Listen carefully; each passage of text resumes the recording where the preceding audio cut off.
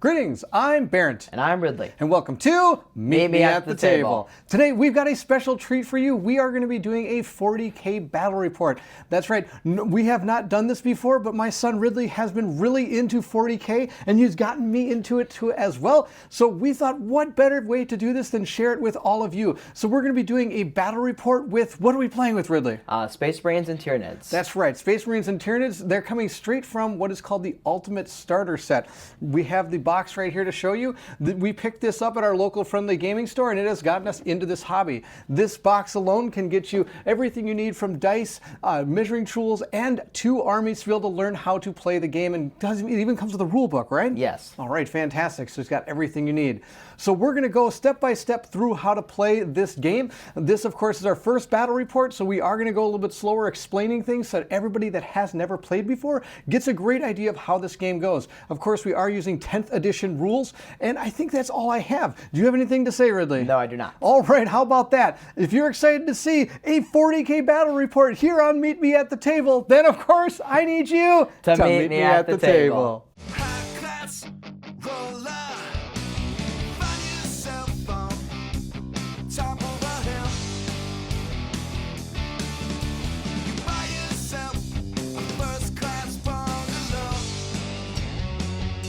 The first thing you're going to want to do in Warhammer 40k is muster your army. The first thing we're going to do is decide our battle size. You can play Incursion, that is about 1,000 points, or a Strike Force of 2,000, or even Onslaught, which is 3,000 points of an army, which is a massive amount of models and fun on the table.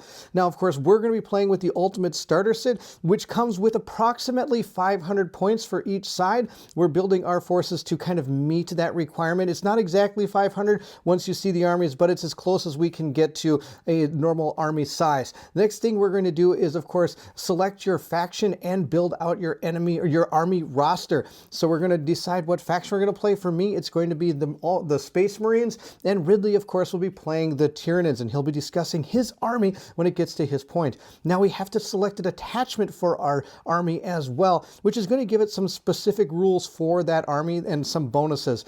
Then we're going to select all the units we're going to have in our army, and then we're going to select a warlord, which is usually a person with a leader keyword that can then become one of your warlords. It'll be like an individual character that you're going to gain. Now, of course, while you're selecting your units, there are some caveats as to what you can do when building out your force.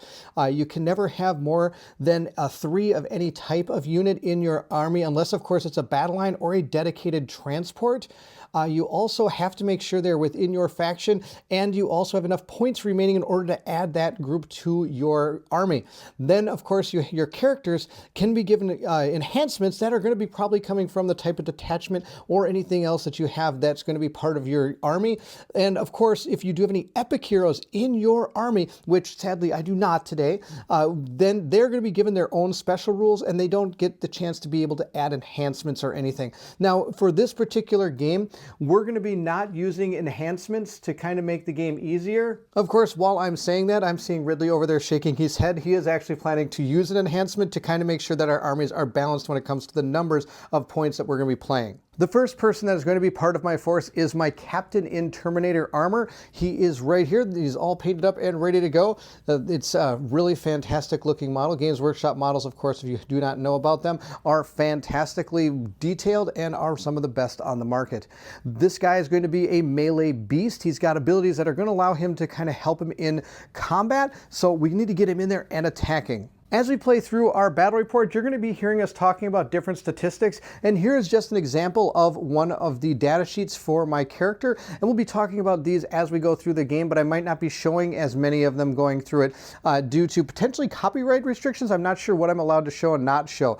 So here you see you have a 5 movement, 5 toughness, a 2 save, a 6 wounds, a leadership value of 6+, and we also have an objective characteristics stat, and then he also has an invulnerable save of 4+. Now all of these are going to be used during the game, and we'll explain when they're used as we play through this battle report. Next we have a librarian in Terminator armor. He's another character that's going to be part of my squad. Now unlike my captain, he's more of a ranged fighter with some really powerful psychic attacks, but of course the more he digs into the warp, the more damage he might actually take as he fights. So we have to be careful in when we want to use his super powerful abilities and when we just want to fire him off as a normal person. The first set of units I have are going to be a set of 5 Infernus squads. They have Pyre Blasters, which are giant flamethrowers, so we're going to be running up the board just flaming anything that gets in our way. They're going to be absolutely awesome. I can hardly wait. The final squad I have is going to be a set of 5 Terminators, and they have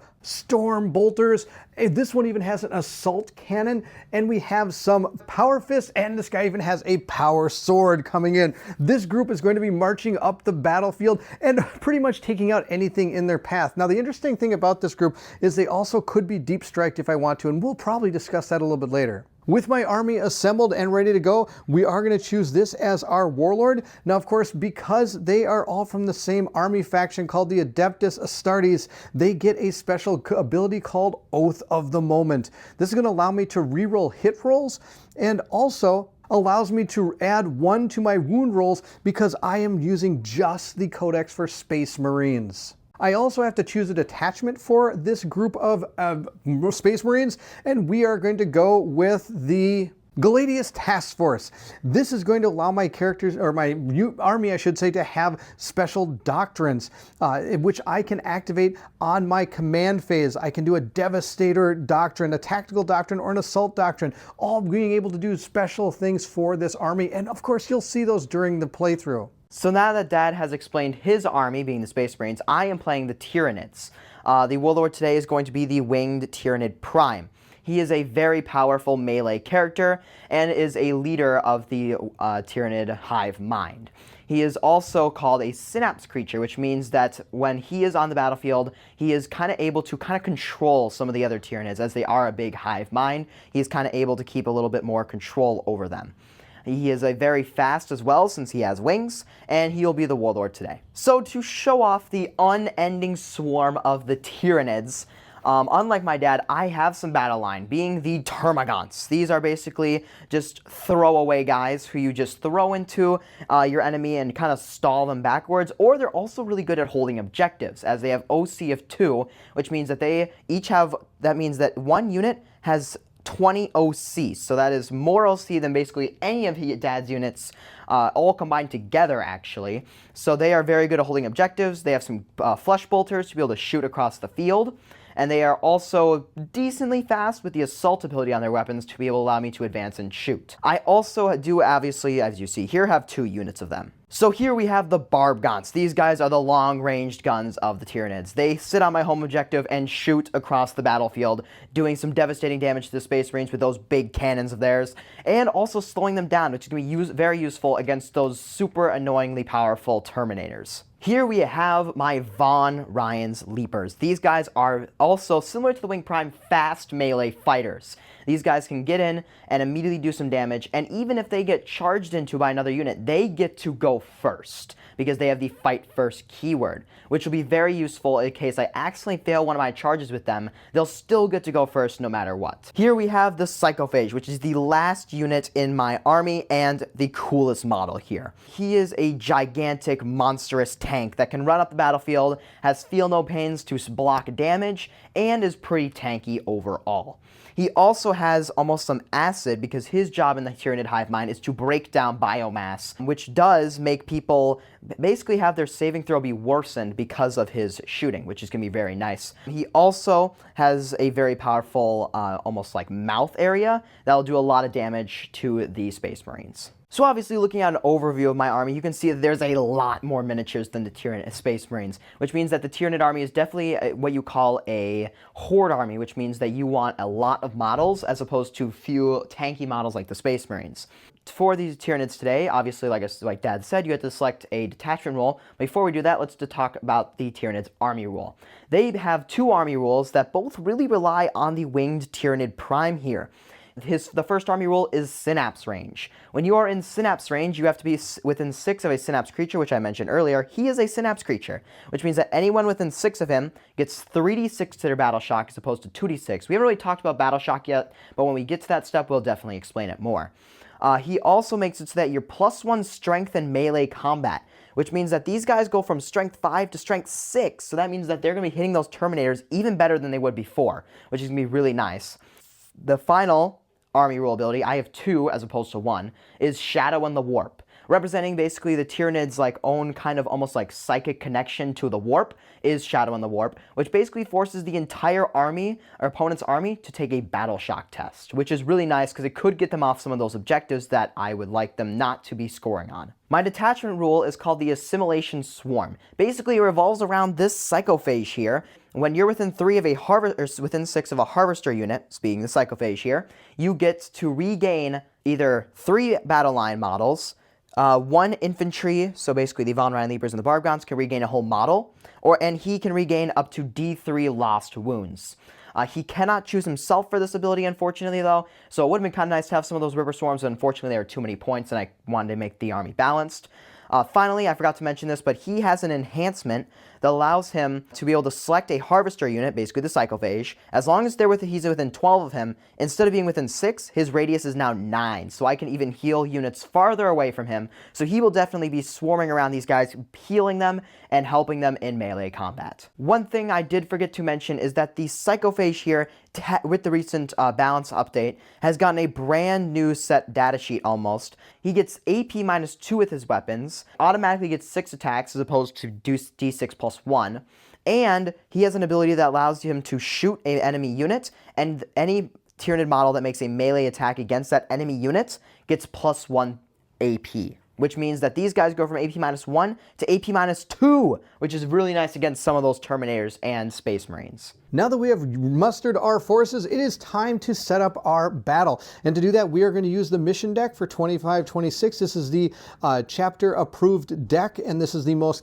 recent deck at the time of this recording. You're going to gain 6 different decks of cards, which are going to make the battle unique every time you do it. The first deck of cards we have is going to be our deployment. The deployment we are going to do for this particular battle is Hammer and Anvil. If you can see, there are a whole bunch of different ones, and you're going to choose this at random. But for this being our first battle report, and to teach everybody kind of how this goes, we are going to use some of the more easily understood ones. So Hammer and Anvil here is going to have objectives here. This is what is called No Man's Land. And then we both have 2 different starting zones for the attacker and the defender. And you're going to figure out who that is, of course, after we get all this set up. The next deck of cards is going to be our primary objectives. There again are a whole bunch of them, which is going to make each battle unique. The one we are going to be doing is Take and Hold. This says several strategic locations have been identified in your vicinity. Your orders are to assault these positions, secure them, and hold them at any cost.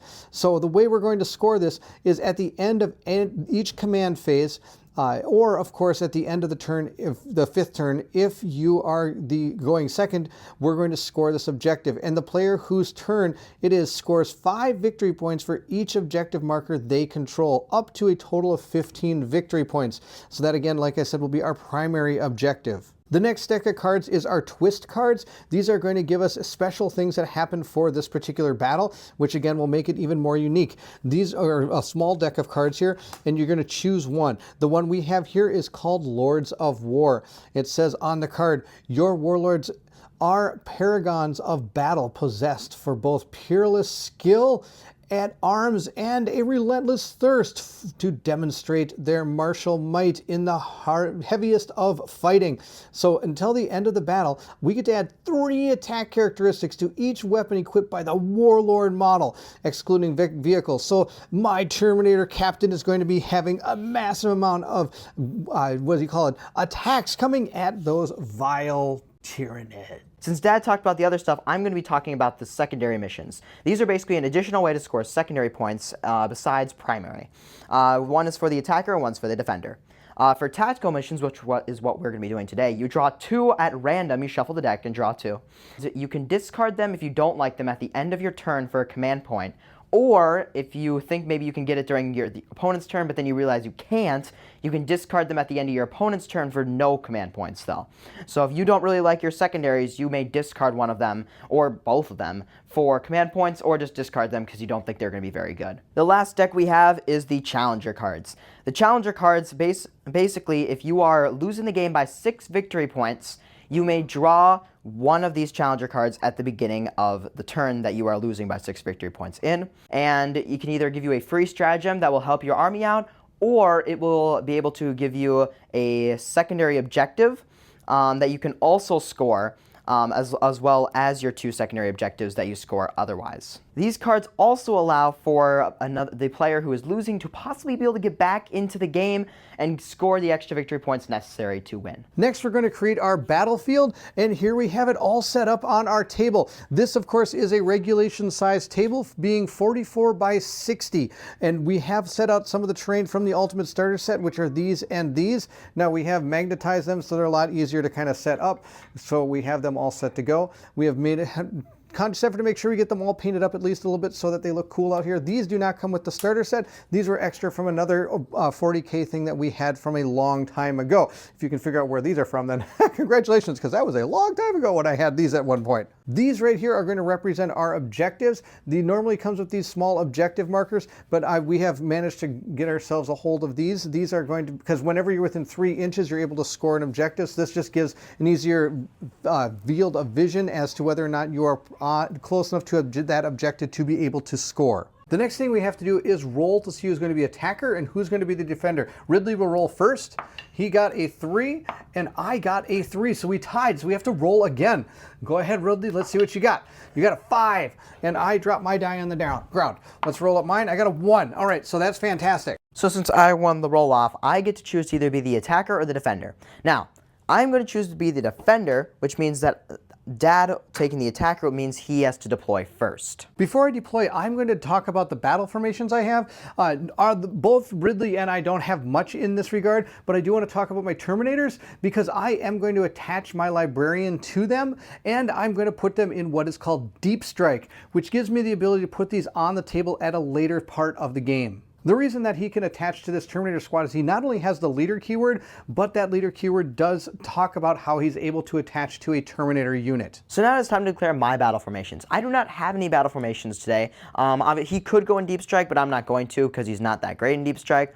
But one thing I want to mention about him, and this is just goes for 40k in general, is since he does have the leader keyword, but the unit he can lead is not in this box. So if you want to, say, build upon your Tyranid army, one unit you could get is either the Gargoyles or the Tyranid Warriors, which he can attach to.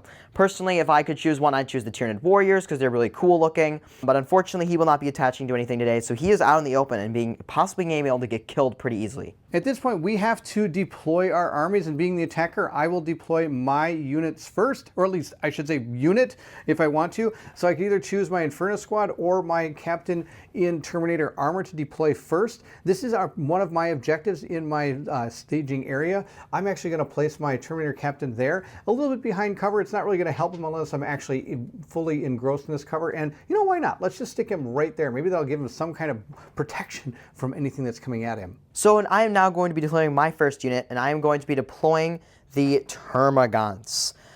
This is the first unit of them. They're going to go right behind this cover here to kind of get some, or like I said, get some cover and also be able to get a good position to run up to that objective. And like I said, they're very good at holding objectives, so hopefully they'll be able to hold it for a good amount of time during the game. Since these are just ruined walls, these guys, that means, can just move right over that, as opposed to the big bunker here, which you can't move over because it is too big. Now I have to deploy my other unit, which of course is my Inferno Squad.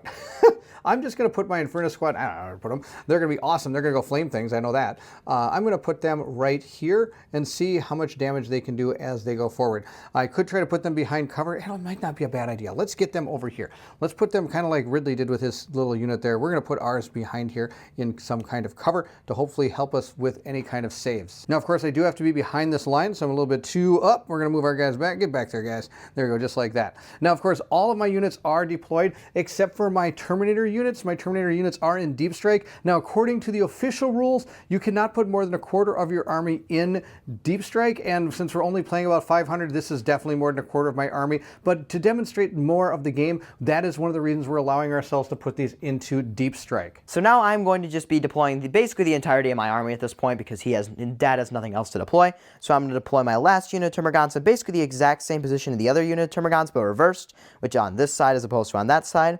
And they are going to yet again be running up and trying to take this objective. We are then going to be placing the Barbgants, which, like I said, are very good at long-range shooting. They're going to be going right here on this objective, and they're going to be shooting down any kind of Space Marines or Terminators that dare come near us. We're going to put the Von Ryan Leapers. They have an ability called Intercessors, which means they can be deployed inside of no man's land as long as they're not away from all enemy edges. So we're going to be putting them right here to maybe get some immediate scoring here. I'm going to make sure that I'm a decent, we'll put them like right here. The reason why is because I don't want to be too close to those Infernus Marines because they could do some damage to this unit. We will then be deploying the Psychophage. He is really good at, like I said, healing characters, so he's going to kind of go right here by the Termagants. And then finally, we'll put the Winged Tyrannid Prime right next to him to kind of give him his buff. All right, so now we're doing one of the most important roles in 40k, who gets the first turn. So I'll let Dad roll first. Okay, I got my white die. I got a 3. Think you can beat that? I think I can. Oh, look at that, a tie. We got to do it again. Okay, come on, big number. Oh, no! Oh, but they're not control 1. No. So that means I'll be taking first turn in this game. The order of turns, you're going to take your entire army and go through all 5 steps of the turn phase. Then after that, your opponent will go, and then that will be the end of one battle round. The first thing is that we're going to go to the command phase, which if there's any rules that you can use during the command phase, you're going to be able to use these at this time. One of them is you're going to be able to gain a command point. Now, not only the person that's going gets a command point, but also the person that's not going. So Ridley and I both are going to gain 1 command point going into the first turn.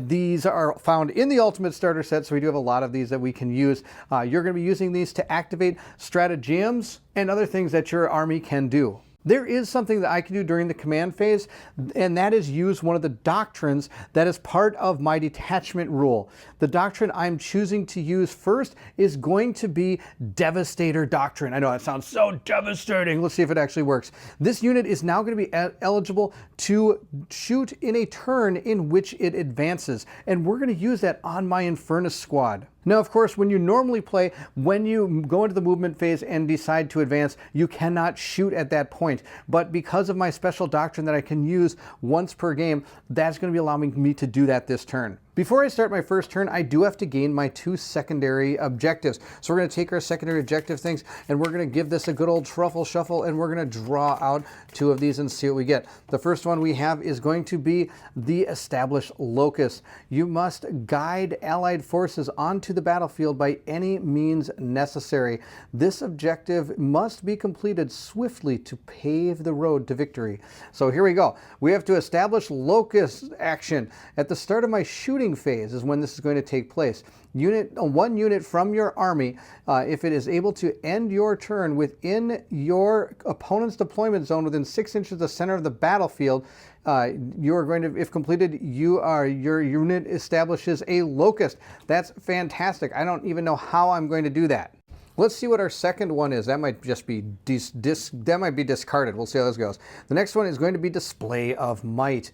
It says here, intimidation is the most potent of weapons. Degraded the combat abilities of your opponents and demonstrate your superiority in erode enemy morale.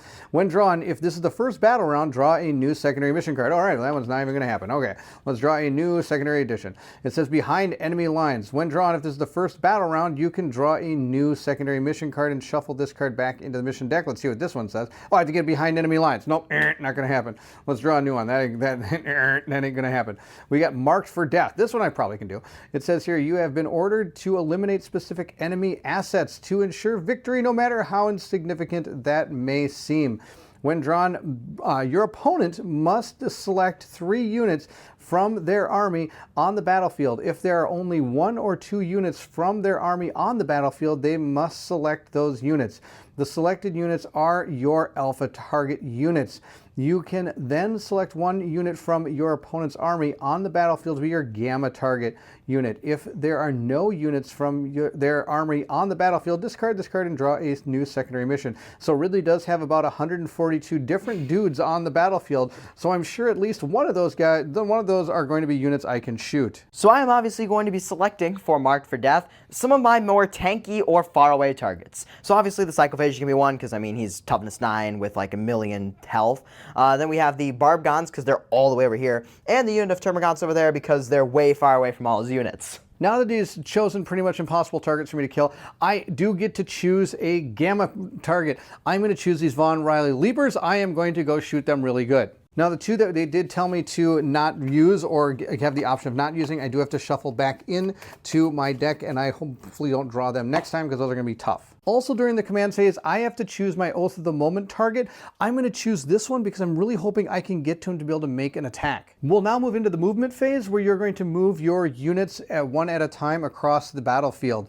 The first unit I'm going to use is my Infernus Squad. They do have a movement value of 6. So they're going to be able to move 6 inches, but we are going to advance with them. Remember, I gave them that doctrine, allows them to advance and shoot. Now we want to try to get it so we can get within 12 inches of those Von Riley Leapers so we can destroy them. Let's roll it up. We got a 5. So we get to move a total of 11 inches up the battlefield. And when moving, you're going to use your tape measure or measuring device to figure out where they're going to move to. Like I said, you get to move 11. We've already pre-measured everything, so we just have to move up the enemies just like that, so you don't have to watch us put out measuring tapes and things like that. I'm also going to advance with my captain too, so roll it up. I got a 3. Now that doesn't mean I have to use the full movement. I just thought if I got a really high number, maybe he might go for a lot farther, but we're not going to do that. We're just going to move him. He can move a total of 5 inches.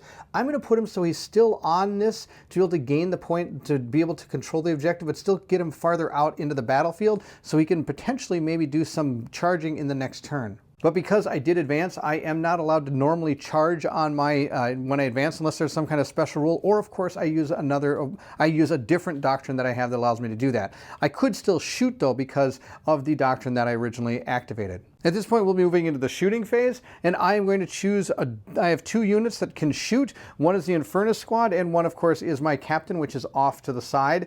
You're going to check to see if your guns are in range, and I have my flame units, and of course, they are in range of these Von Riley Leapers. We've already pre-measured that, so I'm going to use their attack stats and hopefully take out this squad. Our Infernus Squad is, of course, equipped with the Pyre Blasters, which ignore cover. I don't have to worry about that because I'm going to be shooting these dudes that aren't behind cover. But they do have the Torrent rule, which means that these weapons are going to be able to attack, and all the attacks made automatically hit against the target. These particular weapons do have D6 shots, so I get to roll a D6 to see how many shots I have, but not 1, 5, because I've got 5 guys with these guns. So let's roll these up and see how many shots get to go into this unit. We have a total of what? 11, 12, 13, 14, 15, plus 6 is 21. We're going to take our 21 dice. This is one of the fun things about 40K. Look at all these dice I get to roll. All right, so here's the deal. What we're going to be doing is we're going to be comparing the strength of my weapon, which is 5, against the toughness of the enemy. And what are they, Ridley?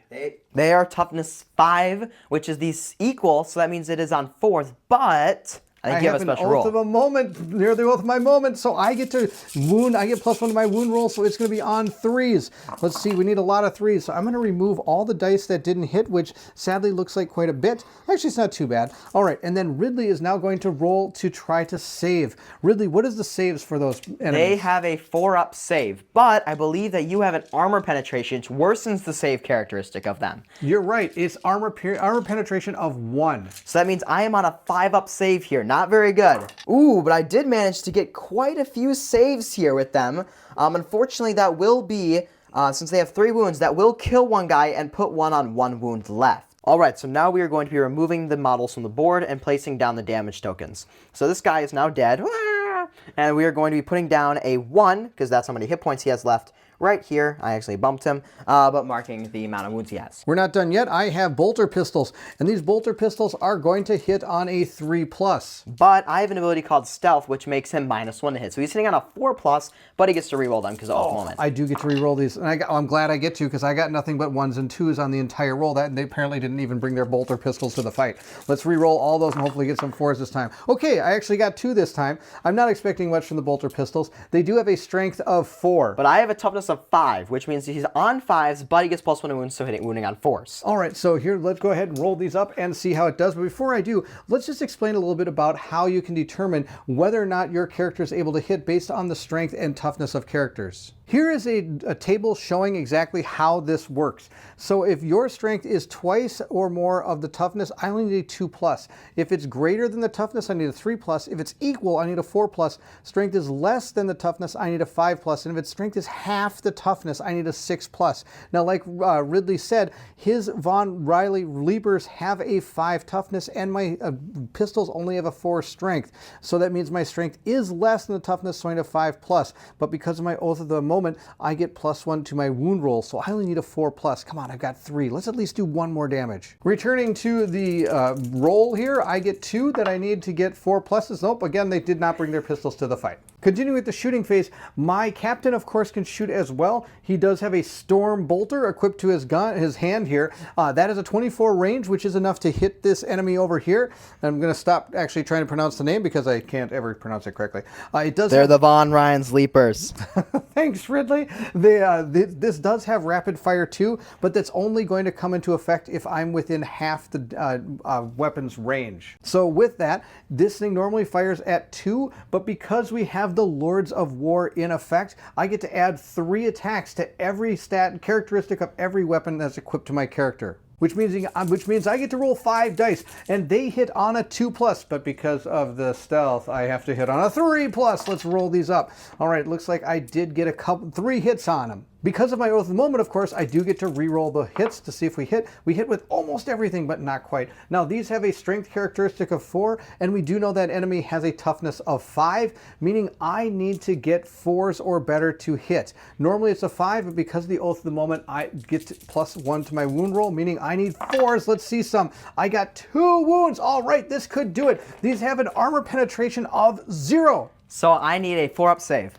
I failed both. Unfortunately, I'm not going to reroll them because I failed both of them. If I only failed one, I may have command rerolled. Now, if you're wondering what command reroll is, basically, if let's say I only rolled a 4 and a 3, and I wanted to save that unit, I could spend a command point to reroll this, and possibly, I got 3 there. But if it was a 4, I could possibly have gotten no damage at all. That is also one of the basic stratagems you get. So basically, you can use it I think in any phase and basically on anything except for battle shock tests, it seems like. Ah, no! He managed to kill this Von Ryan Leaper and do a damage to this guy when he has 2 wounds left. But I don't think that'll be the end you see of some of those Von Ryan Leapers, as in my command phase, I'll be able to bring a model back. Don't get too excited about your Leaper dudes, because don't forget, I've got Incendiary Terror.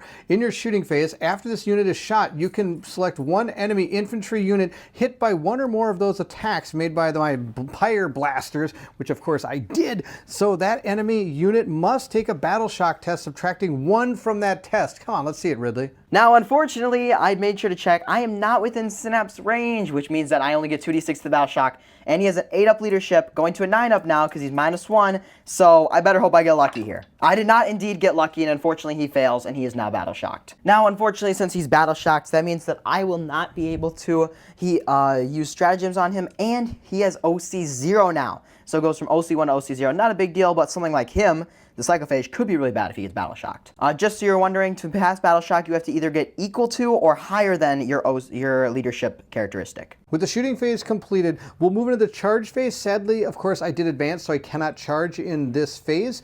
If I did not advance, I could charge if I wanted to, but I would have not probably been able to charge him. Then we'd move into the fight phase, and again, since nothing's in melee, we will not do the fight phase, but I'm sure you're going to see that pretty soon. At this point, I am now going to pass it over to my opponent, who is going to go through all 5 of these phases, starting with the command phase. Now, of course, before I move over to Ridley, I do want to talk about my secondary objectives. I'm going to keep this one. It didn't happen this turn, sadly, but this one I don't think I have a chance of, so I'm going to discard that one for a command point at the end of my turn. Now, Ridley gets to take a turn. At the beginning of my turn, I have to draw 2 secondaries, so my secondaries are going to be Overwhelming Force and assassination. Now, unfortunately, the captain is probably way too far away for me to even get this, but I think I really can get this one from the Infernus Marines. I think I can kill all those Infernus Marines. All right, so now it is my turn, and we're going to first start with my army rule, which is feed the swarm from the assimilation swarm. Basically, this Psychophage is a harvester, which means that any unit within 6 of him, being this guy, and actually I don't think he's within 6, but it doesn't matter because the Winged Tyranid Prime and his enhancement being within 12 of this guy makes it so that you just have to be within 9, and he even is within 6, so what do you know?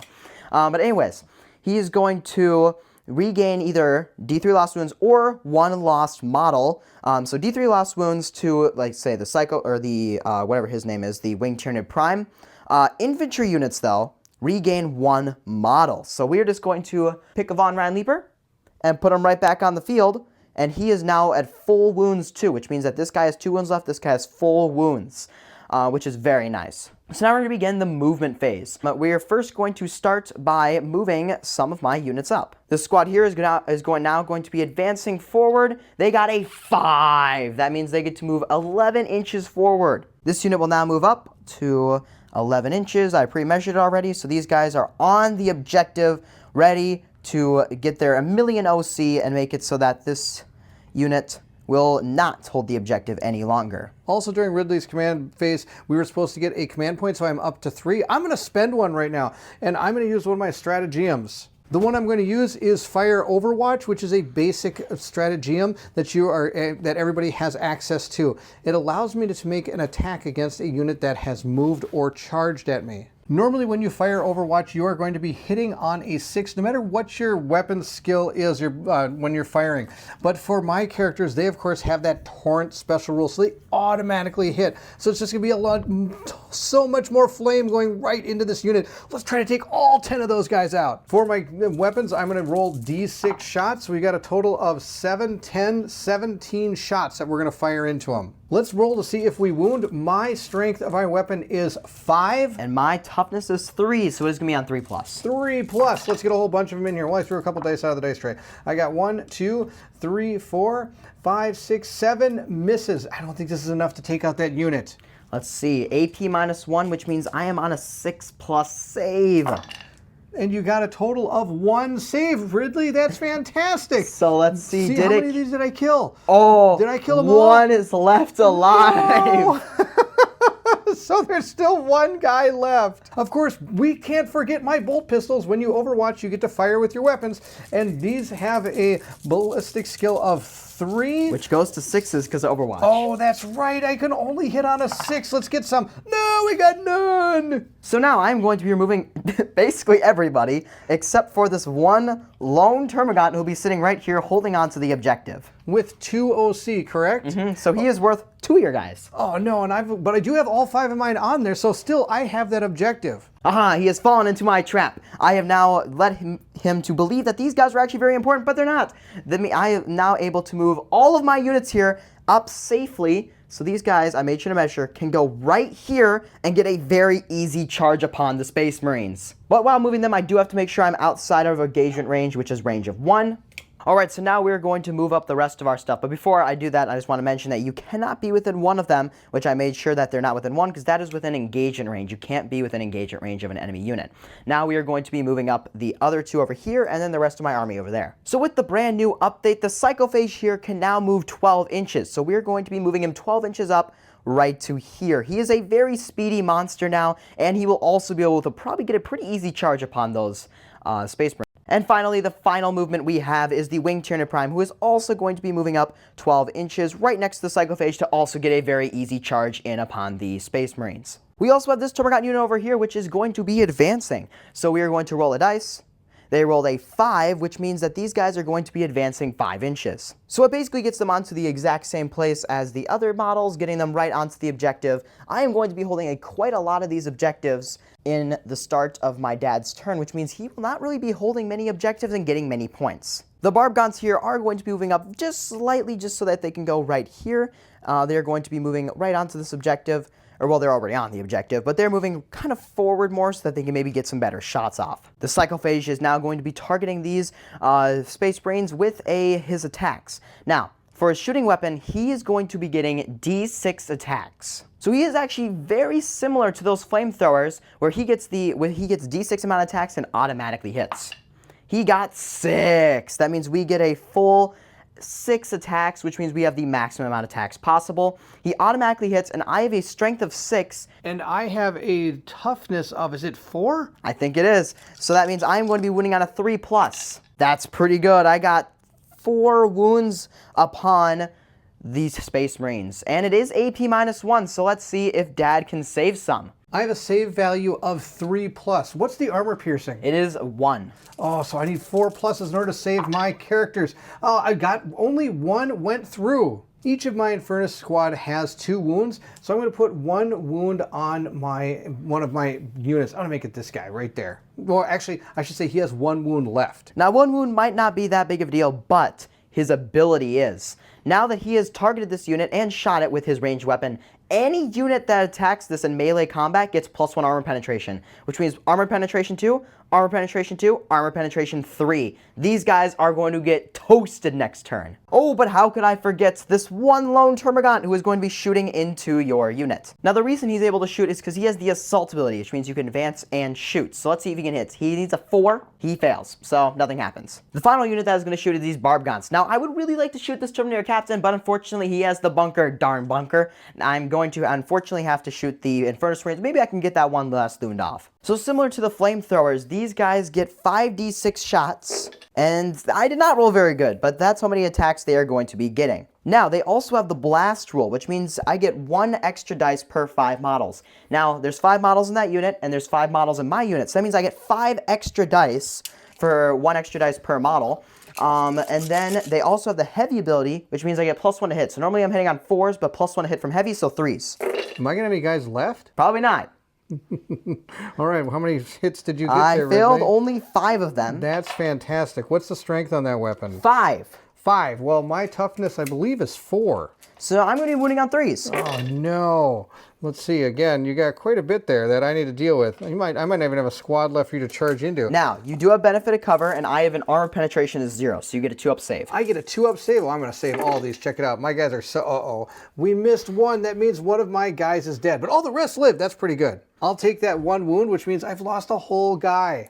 And with my Barbgant's ability, he is -2 to movement, -2 to advances, and -2 to charges until the start of my shooting phase. Wow, that's a lot of things I can't do with that squad, even though it's probably not going to be there much longer. So now the fun part comes, the charging phase. We are going to start the charging with the Von Ryan Leapers. Now, when it comes to charging, I have to roll 2d6 for each of these units charging in. We'll start first with the Von Ryan Leapers. They rolled a 6, which means they are going to get in combat with this unit. They do have to base if necessary with the units that they are charging. So these guys are base to base with those guys now. We're going to roll 1 for the Psychophage here. He is definitely in, getting a very high number. He's just going to pile into this guy. This guy's gun kind of got in the way. Then we're going to charge with the Winged Tyranid Prime. He might actually need a pretty big charge to get around the Psychophage. And he got a pretty big charge. Now, normally you have to count all the way around, but he has wings and he has the fly keyword, which means he can just zoom right on over and can slash and kill some guys now. The first unit I'm going to select to fight with is going to be the Von Ryan's Leapers. Now, why did you get to fight first? Don't I get to fight first? Well, I get the fight first keyword on every single one of these models charging, because when you charge, you are going to be getting the fight first keyword. Now, I'm in a world of hurt, but normally the person whose turn it isn't is the one gets to go first in the order of fighting, unless a unit has fight first. And like Ridley said, when any of the units charge in, they automatically gain the fight first keyword. Now, interestingly enough, this unit right here has fight first normally. So if I were to charge in with somebody, let's say my captain is able to charge in on this unit, when it goes to the fighting phase, the person whose turn it isn't does get to choose a fight first character first, or unit first, which means he would choose this person, and then I would be able to choose a fight first character. But since none of mine have fight first out here, they're all just going to get eaten by every single one of these bugs. The Von Ryan Leapers get 6 attacks each, which means I'm going to be rolling 12 dice here. Let's see how they do. Oh, that is a lot of ones. I bumped that dice. That's a lot of ones and twos. Actually, never mind. It's not too bad. That was a 6. I accidentally bumped it. That's so okay. now we are going to be rolling the wound roll. I get a strength of 5. Actually, a strength of 6 because I'm within synapse range of the winged Tyranid Prime. Oh, no. And I've only got a toughness. What's my toughness? 4? So that means I'm going to be wounding on a 3+. Oh, that's yikes. fantastic. 4 fails. Now, AP is -2, which means you are getting, because of the psychophage ability, which means you are on a 5-up save here. I need a 5-up in order to keep my guys alive. I got 2, so I'm only going to take 1 wound from your leaper dudes. I'm going to place my wound here. Now, of course, this unit normally has an AP of 1, but because of all his shenanigans he has with all of this stuff going on, their AP is -2, which is why I needed a 5 or better. So the Psychophage, the big beastie, is going to go next. He gets 6 attacks, and because of his Feeding Frenzy ability, he gets to be hitting on 2s as opposed to hitting on 3s because that unit is not at their starting strength, basically their full maximum wounds that they could possibly have. And he has an AP of -3 because of his Feeding Frenzy ability. So on 2s, all of them hit. Strength of 6, but +1 because of the Winged Tyranid Prime, so strength of 7. My toughness is only 4. So on a 3+, unfortunately not strength 8. If it was strength 8, it'd be on a 2+, but only 3+ here. Oh, that would have been really bad. Oh, that is 3 failures there. But AP -3, he is going to be needing a 6-up save, and each one of these does 2 damage, which kills a guy. Oh, no, come on, 6 pluses. Look at all those 6 pluses I got. A whole 0. We're going to have to take damage. I'm going to take 2 wounds here. He only has 1 left, but wounds do not spill over in 40k. So I'm going to take 2 wounds on that guy. We're going to take 2 wounds on these 2 guys as well, leaving us with only 1 guy left. And these guys like to hook to everything on the planet just like that. Okay, there we go. You've got 1 guy left, Ridley, and that's that Winged Prime. The Winged Tyranid Prime, the Synapse Creature himself, is going to be getting 6 attacks, but he is my Warlord, which means he gets 3 extra, so he is going to be getting 9 total attacks. Hitting on a 2+, because he always hits on a 2+. Rolling only 1 fail. Then he has a strength of 7, because he gets +1 strength from himself, being a Synapse Creature. And they only have a toughness of 4, which means I'm going to be wounding on a 3+.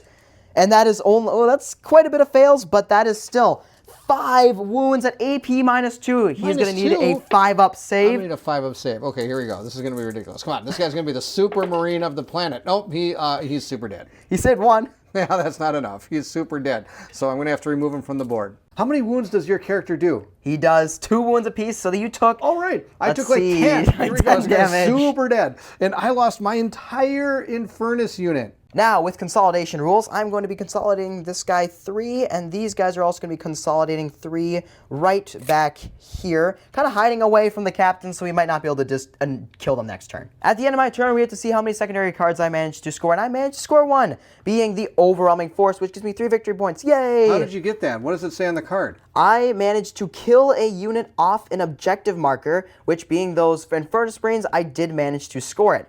The assassination I unfortunately did not get because I couldn't kill the captain, but I think this is a very good secondary card to possibly try to get next turn. We'll move into my second turn, starting with the command phase. So we're going to gain 1 command point each, bringing my total to 3, and Ridley has a total of 3 as well. I do get to gain a new secondary objective because you always have 2. This one I've got now is called Area Denial. This is also going to be painfully this isn't going to happen. It is critical that the area is dominated. No enemy vanguard or guerrilla units can be allowed to disrupt your plans. At the end of my turn, 1 or more units from my army, excluding aircraft, are within 3 inches of the center of the battlefield, and there are no enemy units within 3 inches of the center of the battlefield. I'm going to gain 2 victory points. Okay, so now I have some choices to make, whether I go for these victory points or I try to take out some of those really ugly, evil units. Now, the other thing I have to do is choose my Oath of the Moment target and decide if I want any combat doctrines. My Oath of the Moment target is going to be, oh, this is a hard choice. It's either going to be that giant monstrosity or the leader of his... I think I got to choose the leader, because the leader's got to kill the leader, right? Okay, so we're going to choose his leader, and that is going to be my Oath of the Moment person. Now, of course, I also could pick a combat doctrine, and I'm going to. I am going to take the Tactical Doctrine. This unit is eligible to shoot and declare charges in the turn... Oh, no, sorry. The Assault Doctrine, not the Tactical Doctrine. The Assault Doctrine. The unit is eligible to declare charges in a turn in which which it's advanced, and it is going to advance. So I'm going to roll a d6. I got a 5, so I get to move a total of 10 inches with this guy. And with 10, I can get them all. He can get them all the way up there within an inch of these guys. That'll put me at within engagement range. I have to stay an inch away from both of these units. That's the plan here. So that is where my character is. That is going to be the end of my movement phase. Quiet. So Dad's captain here has moved within 9 inches of my guy, which means he gets to move d6 inches. He gets to move 1 inch, so he's just going to be moving right here. I just thought I might as well do it. The movement phase is now over, so this is at the point where I can deep strike. Now remember, you can't deep strike until turn 2 or more in the game. I am going to deep strike my Terminator squad in right here. Yes, here they come. They're going to come and take you on. Now, of course, the rules for deep strike is that I have to place this unit 9 inches away from any other enemy unit, and then I get to use them. Actually, I'm going to put this guy up in front. He's like the super cool guy. We're going to put these guys right here. So there are within 9. This is a 9-inch ruler here of everything in this area. Ooh, this guy might not be within 9. We got to move him back a little bit. There we go, just like that. And then these guys are also 9 inches away from that unit as well. So I could choose if I want to actually charge them or attack them if I want to with my guns. So I got this like unit of Terminators. These guys are going to be awesome. These are my favorite guys. Oh no, they scare me. They do? Yeah, they should. Looking at how I deployed these guys, oh, it's cool to have this guy in front, but you know, it's not beneficial to me to have him in front. We're going to put this guy in front, mainly because if I do decide to shoot, remember, these guys have rapid fire 2, which means they're going to be able to use a lot more attacks if they're within 12 of a unit that they're trying to shoot. Now it's time to shoot. I'm going to use this unit. They're going to shoot into these Leaper dudes here. Now, the sad thing is I didn't even think about this. I was so excited to charge with this guy during the assault phase, when he uses the advancement, that he can't shoot now, which was kind of a stupid move on my part. I should have actually just moved him up and then charged in and not used the doctrine, but that's okay. It's gonna be super fun still. These guys get to shoot a ton though, because he gets to do rapid fire 2, which means I get to add 2 to my attack characteristic. So 4, 8, 9, 10, 11, 12, 13, 14. He also has one of those guns as well. Before I roll the dice, I do have to declare where the assault cannon is going, and it's going to go into the psychophage. You can split your attacks in this game, which is kind of cool, but you have to declare what that unit is all attacking before you roll any of the dice. You can't choose after you roll for a certain unit. So these guys are going to be hitting on a 3, but sadly, they still have stealth, don't they, Ridley? Yeah, so you are -1 to hit them, so hitting on a 4+.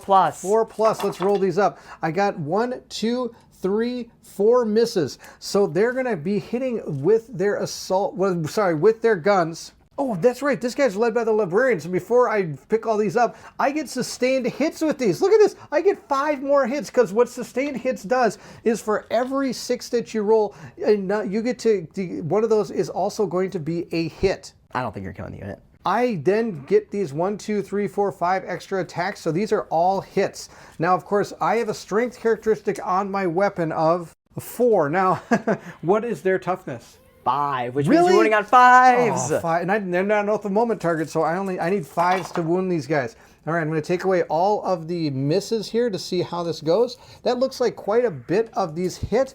Now, let's check the armor penetration of that particular weapon. And according to my, the Storm Bolter here, the Storm Bolter's armor penetration is 0. So that means that they all get a 4-up save here. I'm really hoping for some high numbers here. Please, Ryan Leapers, come on. Ooh, only 3 fails, which means that 1 is dead, but you still have 1 with 2 wounds left, and I can bring him back to life. All right, so now this Von Ryan Leaper, unfortunately, is dead. Now, those each do 1 damage each, correct? Yes. So that means he is going to take the 2, and then I'll do the 1 damage to that one. So that means that he is at, he has 2 wounds left, not 1. But he is hopefully going to be able to bring guys back if he doesn't die next this turn. Now it's time for the assault cannon, and sadly, I wish I would have maybe shot it into the Leapers. I guess sometimes splitting your fire isn't the greatest thing. We're going to shoot with 6. This gun does have 6 attacks. That hits on a 3+. That doesn't have stealth, does it? No, it does not. Actually, okay. Well, actually, what are you going to say? I'm going to spend a command point here for something. Oh, yeah? What are you going to do? So my very first command point is going to be spent on Smoke Screen, which allows 1 smoke unit, which the Psychophage, I did check, actually has the smoke keyword. He is going to be getting the benefit of cover and stealth, which means they're -1 to hit, and he gets +1 to his armor save. So that means he's saving on a 2+ and wounding, and they are -1 to hit him, which will be very nice and probably save his life. Now, also before he rolls his attacks, the main reason I did this is because this also applies for the Librarian, too. So that means he gets benefit of cover and stealth against all their shooting, which is going to really help him out a lot. All right, I need, what, 4 pluses to hit you here? And I got 1 6, which we're going to talk about in a second. I'm pretty excited about that 6, because that 6 could give me devastating wounds, right? Yes, but it also gives you sustained hits because the Librarian, too. Oh, that's awesome. Now, the thing that you have to remember is the sustained hits, even though it's a devastating wound, it doesn't... It's not a devastating wound. Devastating wounds only happen during the wounding phase. Oh, no, so that didn't help. So only I get the sustained hit? Yeah, and this is a failed dice right here. That's a failed dice. So we want these all to turn into 6s, don't we? 5s, because strength of 6, toughness of 9. But I want 6s. You want 6s. Yes, I do. So I need 5s or more. I only got 2 hits, and none of them were 6s, so I don't have any devastating wounds. Devastating wounds, if I would have had it happen, would allow my wounds to actually... they ignore your armor, right? Yes. Now, I'm going to take these 2 dice, and I'm going to be needing a 2+, because normally it's a 3+, but he gets +1 from benefit of cover. And he saves both of them. Which is why it would have been nice to get some devastating wounds. The Librarian does have a psychic attack that it can use called Witchfire, but I'm going to do it called Focused Witchfire. There's 2 different profiles for it. One is a safer way to attack. The other one, we're not going safe. We're trying to take these things down. So I'm going to be able to roll D6 attacks with this particular weapon, and I got a 3. So we're going to roll 3 attacks against them that need a 3+. Now you're still in smoke, correct? So you are -1 to hit me, so on a 4s. 4 pluses. All right, so I'm going to roll, and I got 1 4+. That's no good. And then this is going to be at AP -2. Oh, wait, no, I still have to wound you, don't I? And I have a strength of 6, so that means what? I need a 5? Toughness of 9, so 5s. I need a 5+. Nope, it didn't even do anything. That's fantastic. Now, of course, that is now a hazardous weapon because I decided to do it at more of a focused state. So we have to roll this dice, and I potentially could take some wounds. I got a 6. Which means nothing happens. If I were to have got a 1 on that die, then I would have taken D3 wounds. 3 mortal wounds in total. 3 mortal wounds. I apologize, not D3, just 3 mortals, which pretty much would have put him at half health. We're going to move into the charge phase. I have 2 options here. One, I could charge these guys into maybe the Psycho phase and potentially try to take it out with my Terminator squad, or I could go over against those giant shooter guys that I could probably take out without a problem and then hold this objective. But sadly, that is not going to be the case. I really want to take a lot of this out. I think we're at the end of our rope. I don't think we have much chance left in this game. So we're going to charge into here with this group and see how it goes. I need a 9 because, of course, we know that they have to deep strike in at a 9 inch. So I got a 5. That's no good. So we are going to spend a command point in order to re-roll. And you do get to re-roll both dice for the charge when you do a command re-roll. So I need a 9 or better, and I got a 9. So that means my guys do get to charge into this unit. I'm pretty excited about that. I'm not. And then this guy's going to charge into here, but he's actually going to double charge. He's going to double charge both of those units here. So he needs to get well, he can't miss, can he? So he's just going to charge on in, but I do have to roll to see if I charge both of these units. You have to be successful on both, and I was on both of them. All right, and then of course we got these guys who charged on in thanks to my whoop thing. Now it's 9 inches, so it's just barely up to them, but that is enough for my entire squad to get there.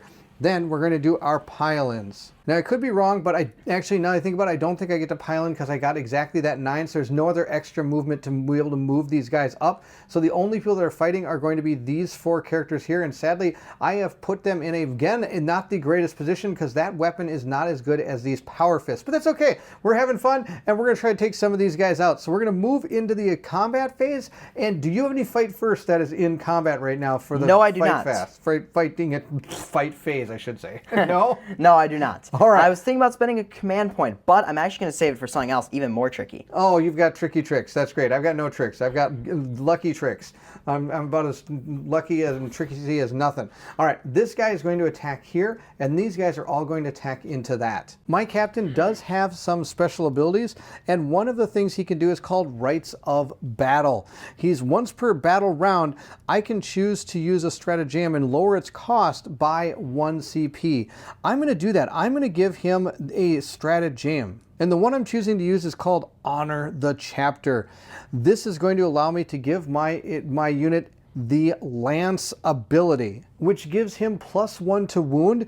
And of course, if I use the Assault Doctrine, which I did, I'm under the effect, till the end of the phase, I get to improve my armor penetration of that unit by 1. So he has a +1 to his armor penetration, and he gets +1 to wound with that stratagem. My captain does get to roll 6 attacks, but he gets 3 more because of because of the twist we have. So that's a total of 3, 6, 9 attacks, and I get a 2+ on these. And because he's Oath of the Moment, I get to re-roll these, so I hit with every single one. Now the weapon that I'm using has a strength value of 5, and I have a toughness of 5. so that means I need a 4+, but then it gets to go to a 3+ because of the lance ability, and a 2+ because of Oath of the Moment. Yeah. So I don't need. Oh wow! I'm actually missed with 3 of these. That's too bad. Too bad I can't re-roll those. Well, I could choose to use a command point if I wanted to re-roll one of those, but I'm not going to. I think all right, these are going to be pretty good. I'm going to get a. Normally, I'd be at, with your AP and all your AP shenanigans, it'd be at a 7+ save, which would be impossible. But thankfully, the Winged Tyranid Prime, I believe, yes, he does, has a 5-up invulnerable save. So I need 5 ups here. I did not do very good. 0, so I think he's going to be. You overkilled him. He is not even going to have any wings left. He's going to be super dead. But before he dies, on a 4+, he can fight on death. He gets fight on death? Yes! What does that do? He now gets to attack you with all his attacks. No! And can possibly kill him. That would be absolutely horrible. Now, he is going to yet again be getting 6 attacks as his normal attacks, but he gets 3 extra attacks because of Lords of War, so he could kill this captain here. He gets to hit on a 2+. And he missed with only 1. And then strength of 7. And I believe you only have a toughness of 3. What? I got toughness 3? Or sorry, toughness 3. Toughness 5. A toughness 5. So wounding on a 3+. Oh, yikes. That's still going to be 5 wounds at AP -1. So you need a 3-up save. I need a 3-up save on this, huh? Mm-hmm. All right, how many dice do I get? 5. 5. All right, 5 dice, 3-up save. Here we go. I need a 3+ in order to save.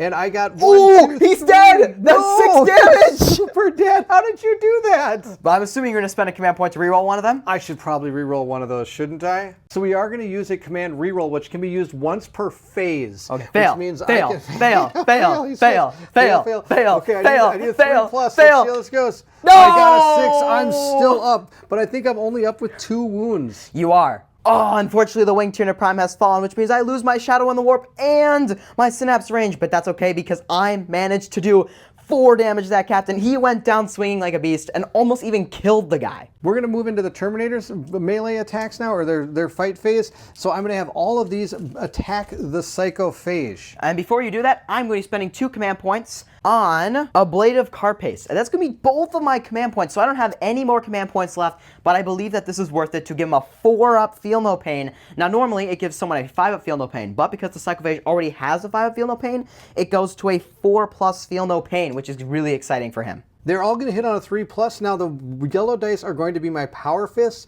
and these are just going to be my Power Sword. So we're going to roll these up. I need a 3+. I missed with an absolute ton of these.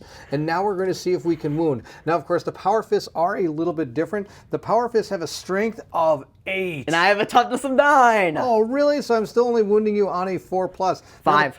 5+. Oh, that's horrible. And now the Power Sword, that has a strength. What's the strength of the Power Sword? 5. 5. So that again is all these are wounding on 5+. Okay, let's see if I get any. I got 0. That's no good. I got none. Oh my gosh, this is going to be a real short game. I'm really excited. So this 4-up Feel No Pain may have been useless. Well, we'll see. Let's see the Librarian. I have my Librarian. The Librarian is the only hope I have left, and it's not going to be much of a hope.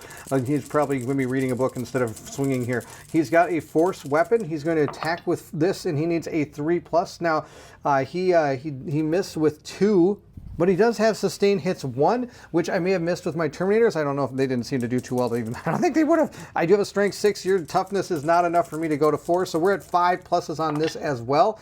Oh, I didn't get any for that either. Oh, those would have done D3 wounds. All right, so as much as it's tempting to just throw everything into the captain and try to kill him, he doesn't have that many wounds left. So what I'm going to do is I'm going to split attacks. I'm going to throw 3 into him and 3 into them, and I'm going to really hope that this can kill him, and I'm going to really hope that these can maybe just kill one guy. The Psychophage is going to throw his 3 attacks into the captain. He is hitting on 2s because of his Feeding Frenzy ability, which I mentioned earlier. So I need a 2+. Oh, that's still 1 fail, but that's okay. And then strength of 6, toughness of 5. I also, yet again, get +1 to wound if you're below half strength.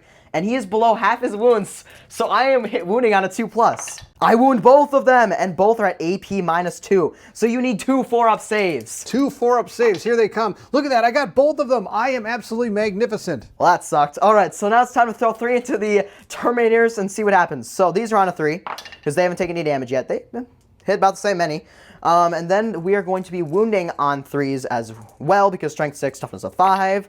I wounded both of them. This is a devastating wound, which means it automatically does 2 damage. Oh, no, that's terrible. So I can And so you needed 1 4-up. I only have 1 4-up. Okay, let's see how this goes. I got a 4-up. I did get a 4-up, so I'm going to take 2 damage. These Terminators only have 3 wounds, so I'm going to put 1 there. He only has 1 wound left after the onslaught that actually didn't happen with your Psychophage. No, he was not a hero this turn. Oh my gosh, if only I remembered my assassination card. I should have just thrown everything into the captain and tried to kill him this turn. So I got 2 secondaries this turn, but I only get to draw 1. I did get sabotage though, which does seem like it's a very doable one. Basically, I have to sabotage a terrain feature, and I scored at the end of my dad's turn. So I'm hoping that maybe those Termagants can sabotage the terrain feature in the objective they're on and hopefully manage to live through the round. All right, so now it's time to score primary. I'm very excited about this. So over here, I have 5 OC, Dad only has 2, so I have this objective. On this objective, I have 5 OCs, so I score this. I have 20 OC over there, so I score that. Nobody even is over here, so I get 5, 10, 15 victory points, so I maxed out on primary.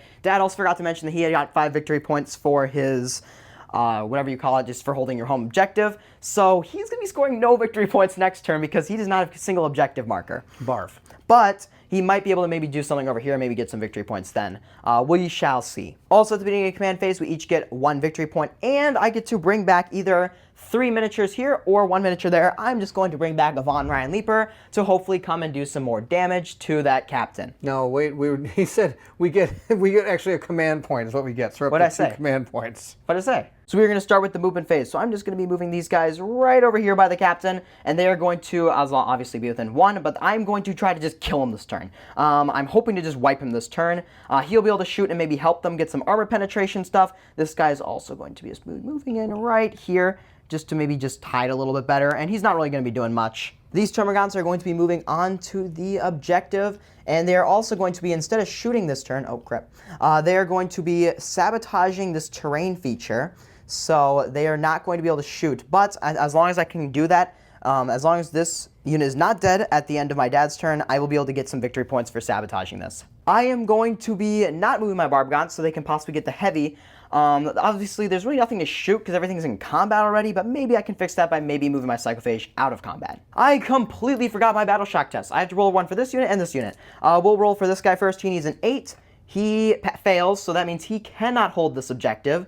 So I still hold it no matter what because this guy and this guy are both only 1 OC and he's 3 OC, so he single-handedly holds it. But let's see, and then this unit does manage to pass, getting an 8. That was the important one I needed, so I'm very happy they managed to pass. So there's basically no shooting this turn, so all we're going to do is charge with these Von Ryan Leapers. Let's see if they can get in. I don't think I even need to roll. Can't he shoot, though? Oh, he can. Thank you for reminding me about that. I don't know why I'm helping you. So we are going to shoot with the Psychophage first. Now, the reason he can, normally you can't shoot in combat unless you have pistols, but he is a monster. Monsters can shoot out of combat, but it can also be shot in combat, but they are -1 to hit when being shot in combat. The Psychophage is going to help out his friends, the Von Ryan Leapers, by trying to get them some better AP by trying to shoot the captain. So he is going to be getting 6 attacks. He is on a roll with shooting these. This is bad. So I'm going to be getting 6 attacks, hitting on a automatically hits and wounding on a 3+. I wounded all but twice, so that is going to be 4 wounds, AP -1. So you're going to be needing a 3-up save. Failed 2 of these and he is dead. Really? That's no good. Let's make sure we save all these. I failed every one of them. How about? You know, no command points in the world can save this guy. He apparently forgot to put up his deflector shield or something. He's like super dead. That was unbelievable. Laugh it up, Fuzzball. Well, that's it for my captain. He apparently forgot to come to battle. The Psychophage is a hero. He's a hero now. Nice. Now my plans have changed a bit. We are going to now be charging this unit in. They're going to need a bigger charge than they did before. Let's see if they can get it. I think they got it in with a 7. Let's see here. I'm pretty sure, yeah, they are definitely into that Terminator squad. And since they're infantry, they can just leap right on over and get into combat right here with those guys, getting the fight first as they already had it, but they get it again. All right, so now the Von Rhein Leapers are going to attack, but I think Dad has something to say. I do. I'm going to use one of my command points to fire off my stratagem that's called Armor of Contempt. What Armor of Contempt do is the unit, until the attacking unit has finished making its attacks, each time an attack targets the unit, the armor penetration characteristic is worsened by 1. That is not going to be good for these Von Rhein Leapers, but I also have some tricks. I am going to be using a stratagem called Secure Biomass. Basically, I could select one unit in my army that has not fought yet, and until the end of the phase, they have the lethal hits ability. Now, unfortunately, they're not a harvester unit, so basically the psychophage, so they are not going to be getting crits on 5s. They still get them on 6s, but if I roll any 6s, they automatically hit, which is going to be really nice when trying to wound these guys. So we're going to roll. They hit on a 3+, and wound on a 4+, because unfortunately, the psychophage shot into the captain, and not that squad, and I mean, he killed the captain, but he did not manage to give them the +1 armor penetration, but that's okay. They hit quite a lot of them, and lethal hits, so we're just going to put those aside and roll all of these, needing 4s. You need 4s. Let's see if I can get these. Ooh, that's quite a lot of fails, but you know what, that is 4 wounds at -0 because of your Armor of Contempt, so I'm just hoping you fail just one of these here. And I have a 2+ save? You do have a 2+ save, All so unfortunate, right. but maybe Let's you can see fail what one. goes here. Well, he did better than the captain, which is fantastic. Those guys apparently decided to come to battle. Before I make my attacks, because I get to choose a unit now, because remember, the fight first has happened. Now the fight first is done. The person that is not, it's not their turn, does get to attack first. So I'm going to attack with my Terminators. They're going to kind of pile in over here. I'm going to have 2 of them. These 2 guys are going to attack the Leapers, and all 4 of these are going to go after that giant monstrosity. I guess you could call it the hero of the day. The hero of the day. He did manage to kill a captain with a pretty bad attack. The 2 that are attacking the Leapers are going to throw 3 attacks each at them, which they're going to be hitting on 3s. I got a lot of 1s and 2s because that seems to be the name of the game today. So now I get to roll to see if I wound. Their strength is 8. And my toughness is only 5, which means you are wounding me on a 3+. I like 3+. Oh, hey, look at that. 2 wounds each. Now you All have to right, let's see. I just need to save one of these, and that means that my unit will not take a considerable amount of damage. They managed to fail both of them because they need a 6 up because AP -2. Okay. So that is going to kill the guy on 2 wounds left, and then do 2 more damage, bring that guy to 1 singular wound left. Well, that makes me sad because that means there's still a guy left. Yeah, so he is going to die, this guy. They love hooking onto each other, I guess. And then he is down to 1 single wound left. I think your friend Terminator over... Oh, I knocked down the wound. I think they can both relate and be friends together with 1 wound left. They are. They're best friends for sure. With the remaining Terminators, I get 2 more Power Fists, and I get a sword. So that's going to be all of these dice here. Your name. Let's see the name of the game come back. They are going to hit on 3s, which they did not do the best at, and they are going to wound on 5s because your toughness is what? 9. 9. The best I got there is an 8. So I wound on 5s. I got 1 wound. That's not that great. And I believe your AP is only -1. That's very well. Or no, sorry, -2. -2. My bad. So I need a 5 up because 3 up normally. I do not save it, but he has a 5 up Feel No Pain, so it does 2 damage. So I take 2. So here's how Feel No Pains work. You take 2, the amount of damage that the attack did, and you roll it. So I need 5 ups now with these 2.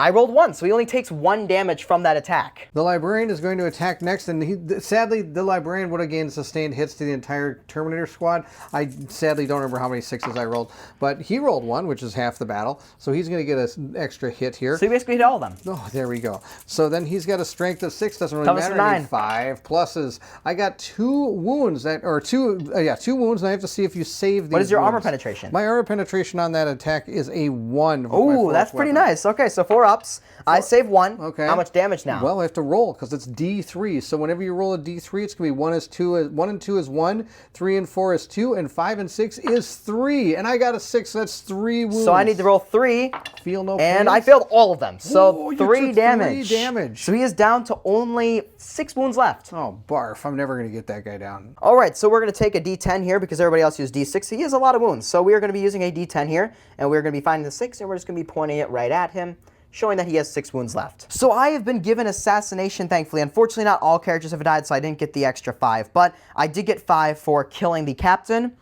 Sabotage is ongoing, but I could get 3 victory points for that as long as those Terminators aren't going to kill that Termagant squad, which is at this point very likely unless Dad decides to use his final doctrine. Moving into the command phase for my turn, I'm going to grab 1 command point, and so is Ridley. Now let's figure out how many points I got this turn. Oh, that would be 0. So right now we're sitting at 5 points. How many points do you have, Ridley? 23. Oh my gosh. This could be for naught, but we're going to give it our best chance. Now, I do have 2 that I could potentially get victory points for. Sadly, I have killed everything on the battlefield that is not part of my marked for death. So if I can just get some of those, we can get a lot of points from this. I could try to get this if I wanted to, but with that Psychophage on the board, I think I'm always going to have it be in a world of hurt. So we have to try to take that out. Sadly, I don't know if we're ever going to come back from the amount of victory points he has, but to help me out, I get to gain a new card. This is called a challenger card, and because Ridley is slaughtering me by more than 6 points, I get an actual boost to my characters. So we're going to grab a card and read it and see what it says. We have Opportunistic Strike. It's a challenger strategic play strategy. This says, taking advantage of the foe's exposed position, these warriors launch a well-timed attack. So at this point, during my shooting phase, which I'm not able to do right now because I'm in melee combat, but don't worry, I think I have a plan. 1 unit from your army that is not within engagement range of 1 or more enemy units.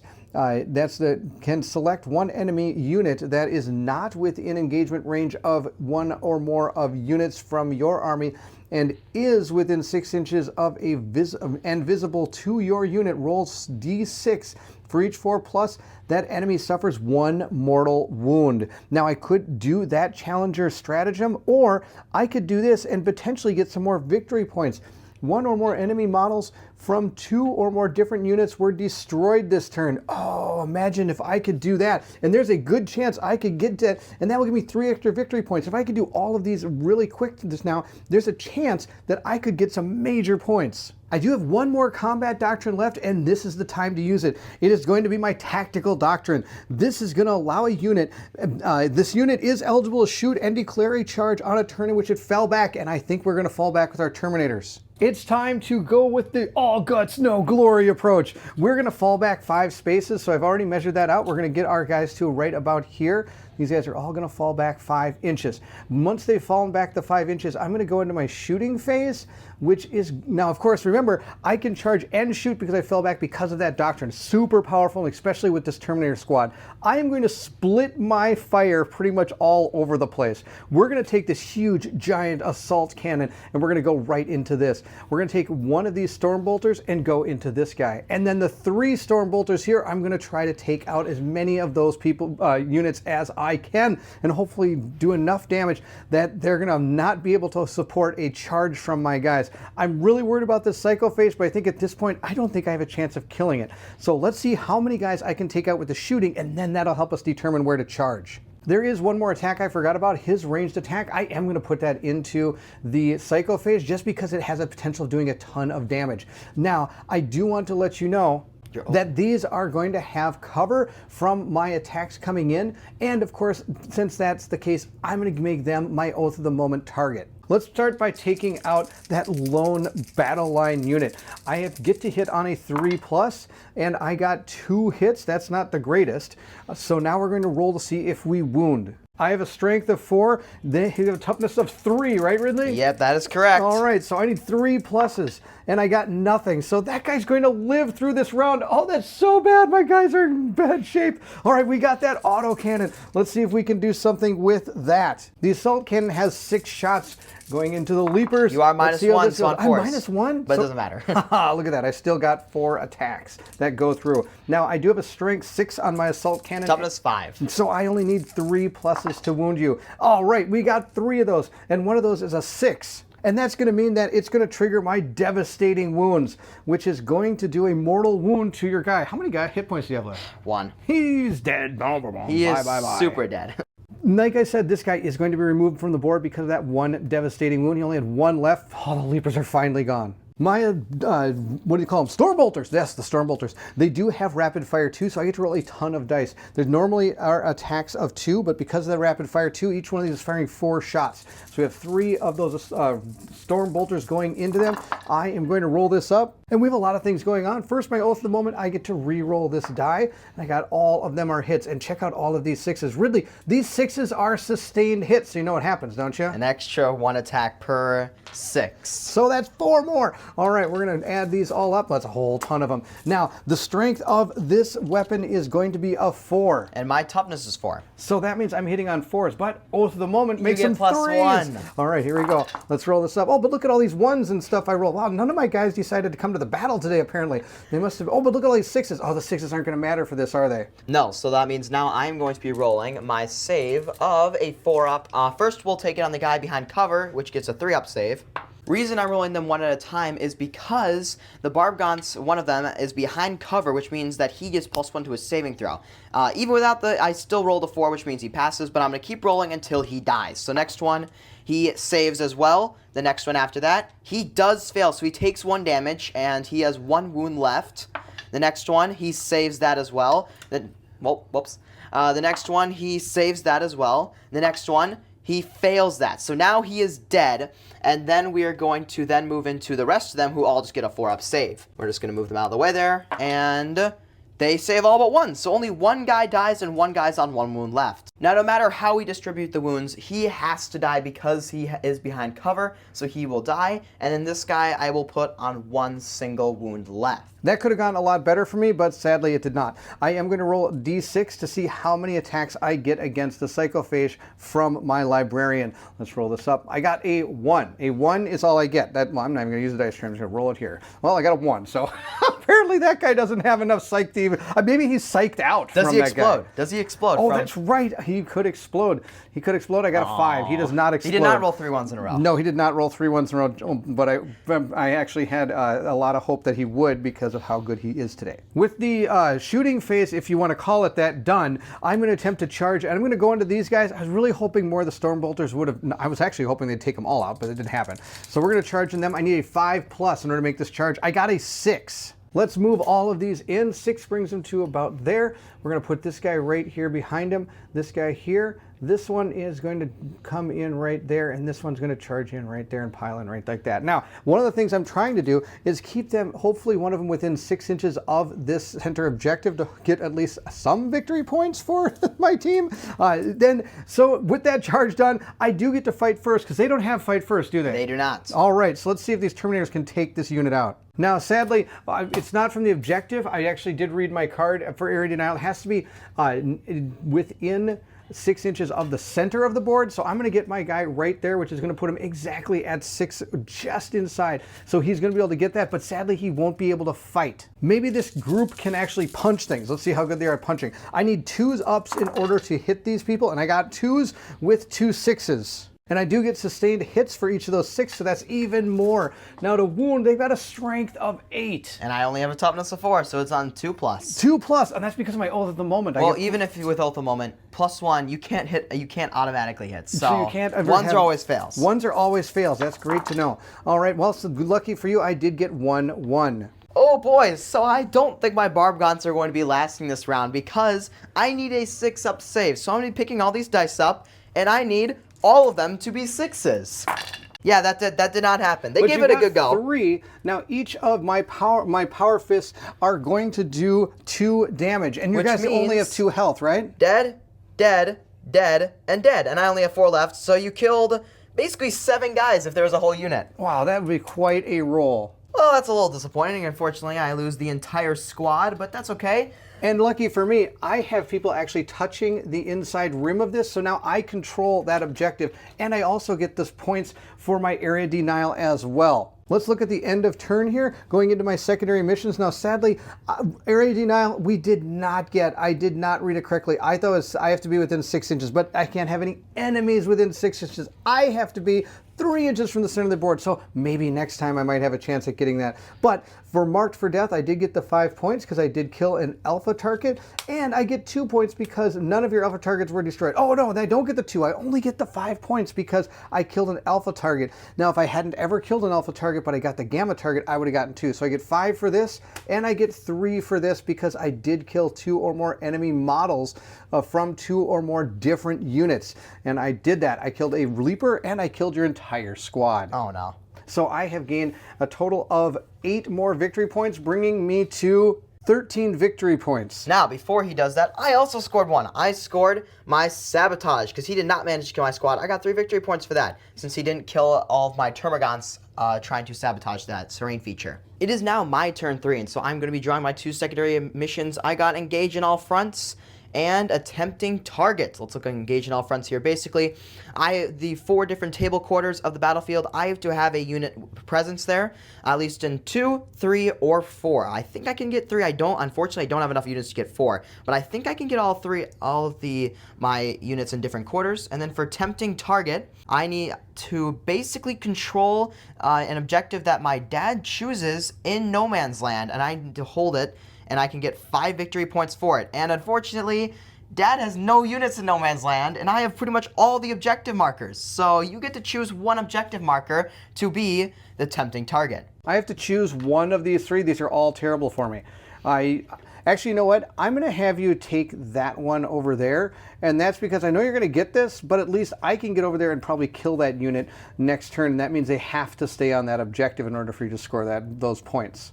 Or maybe I could choose this one, but he has a little dude here that he'd just keep there. So I'm gonna choose that one. I know you're gonna get the points, but I'm gonna hopefully be able to take them out. During the command phase, I also have to roll Battle Shock tests for those termagants, but before I roll, I'm actually going to be spending a command point on Same Bravery, which basically means that before I roll a Battle Shock test, instead of rolling the test, that unit just automatically passes, because I really like that unit to automatically pass so that they can hold the objective. My army rule now gets to come into effect, but before we do that, we both get 1 command point as well, but let's see, my army rule comes into effect now. Basically, I get to bring back 3 infantry models with the Endless Swarm ability, and I made sure to check the termagants do in fact have the Endless Swarm ability, which means I get to bring back 3 models. So now I have 8 OC on this objective, so I'm going to make sure that this is going to be mine, and that is going to be the end of the command phase. Also on my turn, I managed to score 10 victory points for having this objective and that objective over there. So I'm at a pretty big lead here compared to Dad, but let's see if he can come back from this. I'm going to be moving my Psychophage. As much as I want to move him just to go maybe take down some of those Terminators over there, he's probably just going to die if I do that. So what we're going to do is instead, I'm going to be moving him right over here behind this building. The reason I'm doing this is because he is then maybe I could possibly get either capture enemy outpost, which is a secondary mission, which means I need to capture my dad's home objective or your opponent's home objective, I guess. Or maybe I could get area denial next turn and maybe just try to score some other secondaries and also try to get him onto an objective to maybe hold this objective on my next turn. And if he goes and takes that objective over there with the Termagants, then I at least still score 10 victory points. Alright, and this squad's just going to move us slightly on over because I like to try to get all of them to shoot at those Terminators and maybe get like 1 or 2 shots upon them. It'd be kind of nice to maybe try to get. Okay, well, we'll see how it goes. Another thing I'm going to do is I'm just going to be moving these guys right behind here just to maybe give them some cover from those Terminators in case they try to shoot at them. The Termagants are now going to be shooting at the Terminators. My goal is just to do that 1 damage I need to kill that Terminator. Let's see if I can do it. Hitting on 4s, and that's actually pretty good. I mean, that's above average for these guys because they're not that great. Then I have a strength of 5, and these Terminators have a toughness of 5. They are actually pretty strong guns. So that means on 4s as well here, and I only managed 3, and the Terminators here are going to be getting a 2-up save because there's no AP. So maybe no AP? just 1-1 give me. All right, I need 2 ups. Let's go. I got 2 1s. Yes! That's pretty good. Now, are you going to use a command point to reroll, or are you just going to keep it? You know, that's a great question. Well, if I reroll one of these, one guy's still going to die, right? No matter what, one guy is dead. So you know what? I'm just going to let that go. Now I have to lose this guy to 1 wound because he already has 1, and I didn't position these guys perfectly because when that guy dies, I still have to remain within 2 inches of 2 other other models in my unit, or I could possibly lose that guy. and that would be horrible. So I'm glad he's still within 2 inches, and I'm not going to give him the wound because look, he's got this huge giant gun. I like that big giant gun. We're going to give it to this guy just hanging out over there. He actually has 2 wounds left because I only did 1 damage. Oh, that's right. So I'm going to put it up to 2. Oh my gosh, I completely forgot about my secondary, which is engaged in all fronts, which means I need to have units in 3 different quarters of the table.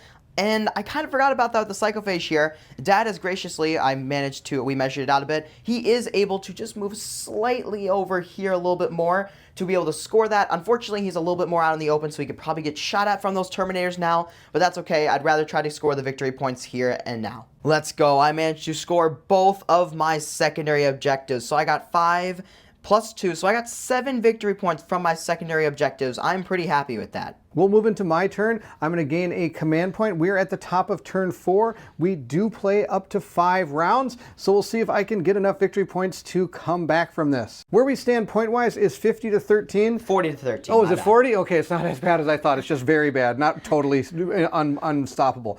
But I do get another secondary objective from my deck. Let's see which one we have been able to pull. We've got Cleanse. That's an absolutely terrible one for me to get right now. And I think the best thing to do with this one is I am going to use one of my command points to get new orders. We're going to discard that, but I don't get the command point for it. I'm using my stratagem. It's a basic stratagem that everybody has, correct? Yes, everybody can use it. Okay, so we're going to get a new secondary objective. This one is Storm Hostile Objectives. Ooh, that's a pretty good one for you. I think this is going to be great.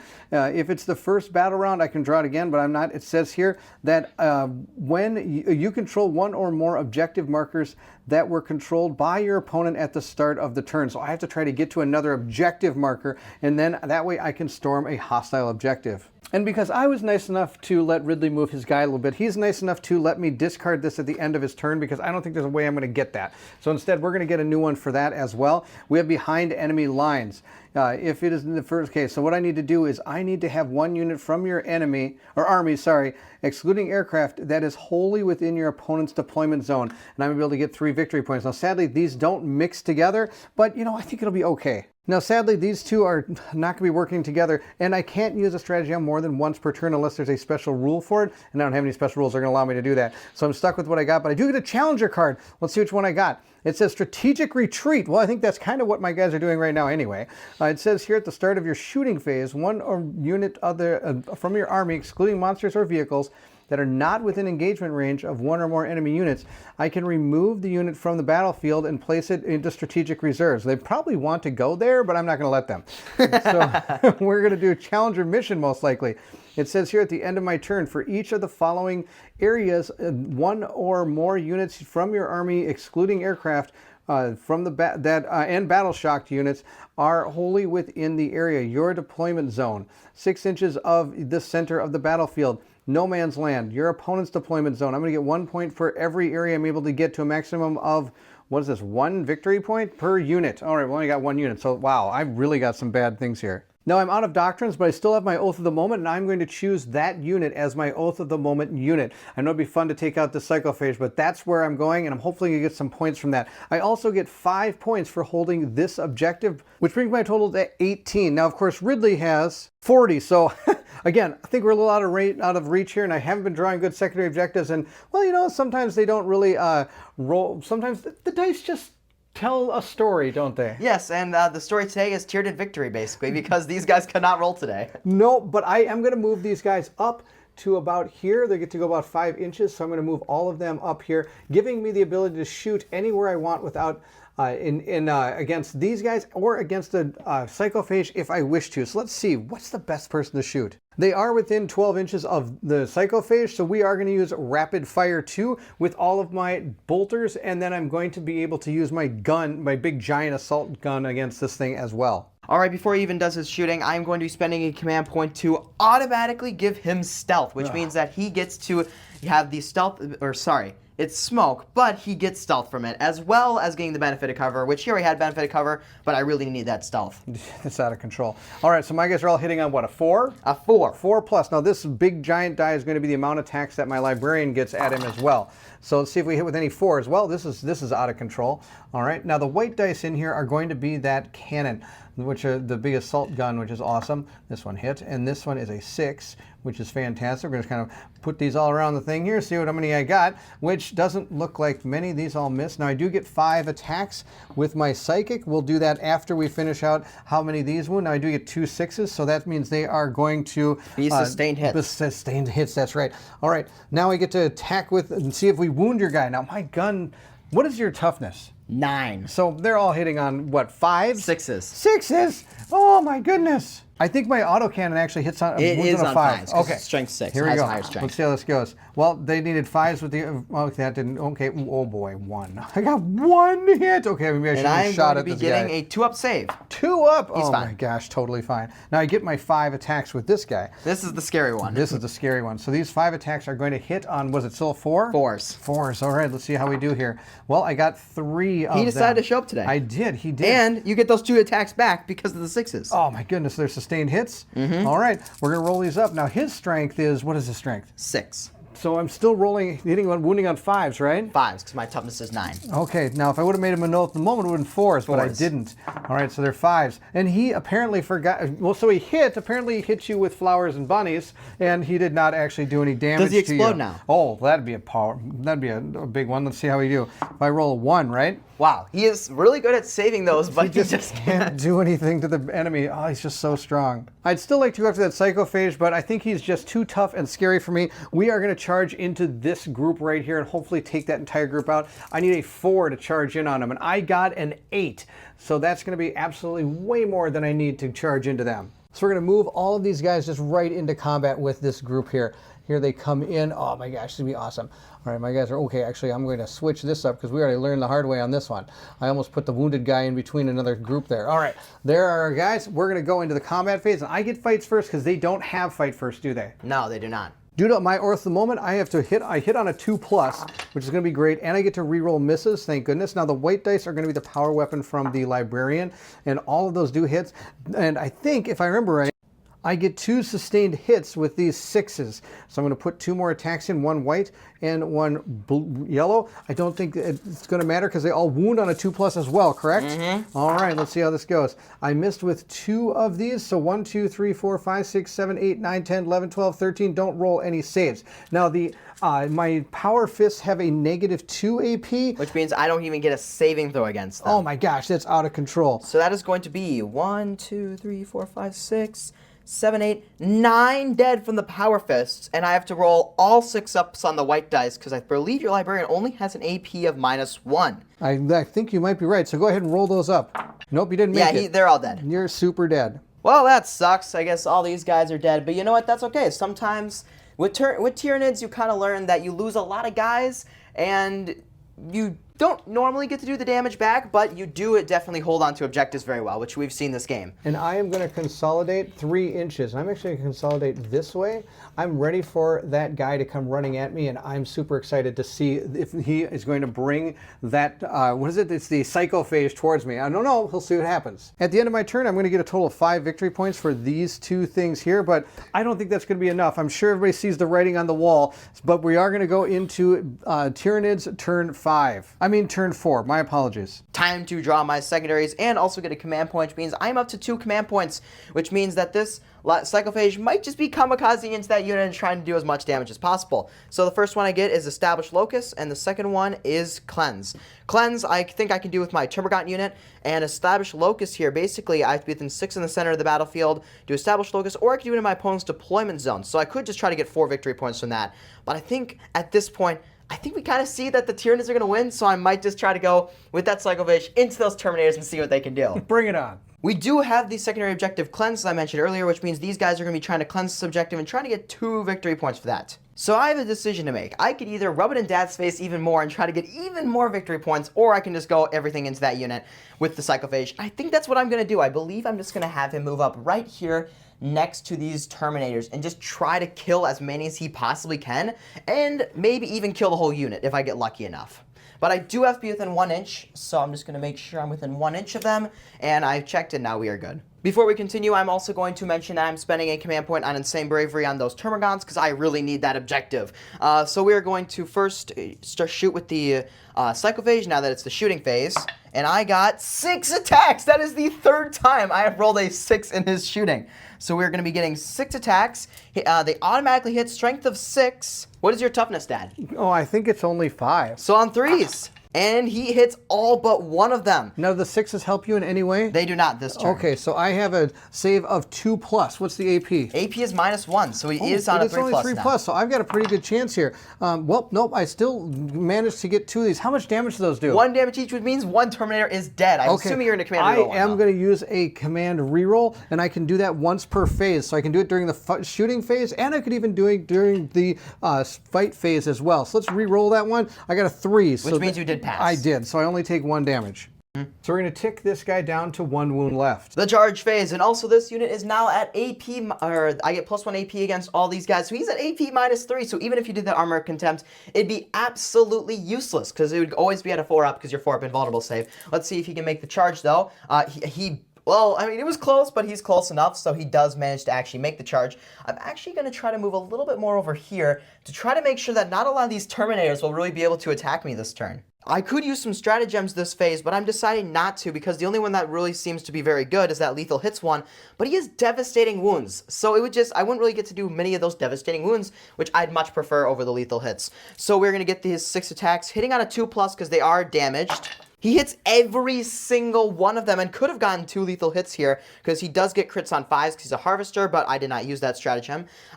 Strength of 6, toughness of 5, so he is on 3s, hoping for some 6s here. And no 6s and 4 failures. Now, at this point, I am actually going to, I think, spend a command point to reroll. Why not? Might be able to do some damage here. And he fails, so never mind. Good.